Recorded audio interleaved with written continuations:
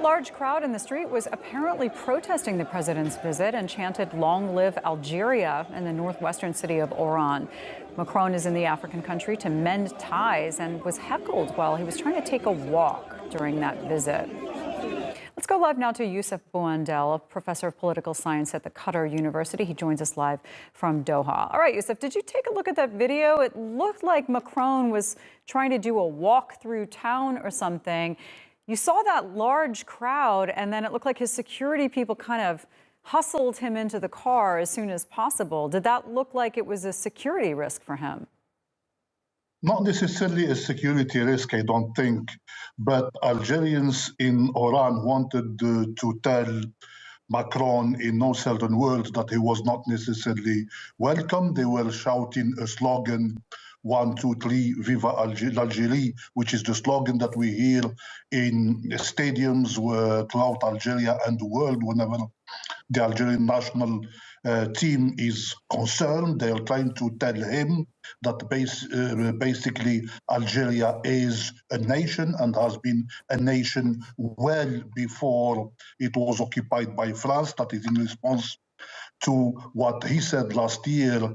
He questions whether an Algerian nation existed before the French invasion in 1830.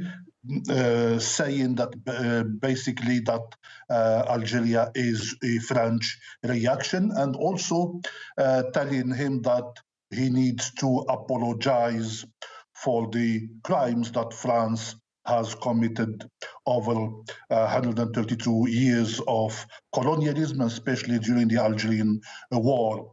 I don't think there was any risk to his life, but his security ushered him to his car in order to minimize the damage. So the PR exercise didn't work, and popular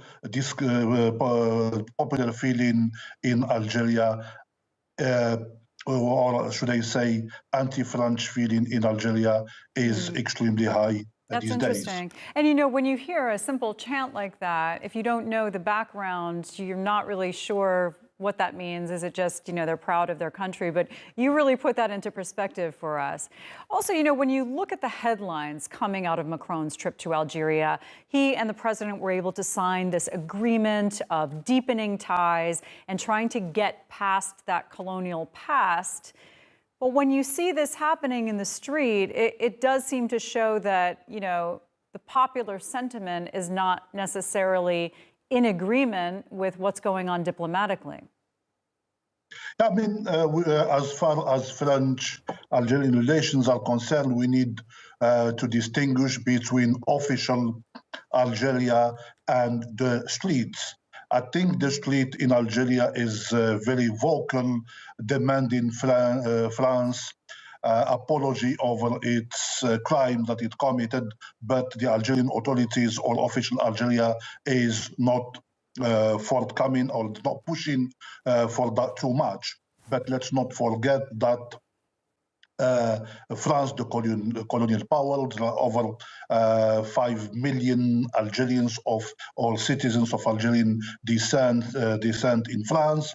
There's so much economic ties between the two countries. Obviously, Macron, even before he became president and since he became president, has made some steps towards acknowledging the past, and even called colonialism crime against humanity. But he didn't go as far as apologizing because he didn't want to upset, or he does not want to upset, the far right in Algeria. Very, very telling in this particular visit of Macron, it's the very first time that the highest possible security meeting, we can see the president and the chief of staff and the bosses of the Algerian secret services met with their counterparts of France, which is the first time that happened between the country, which suggests that there are some very sensitive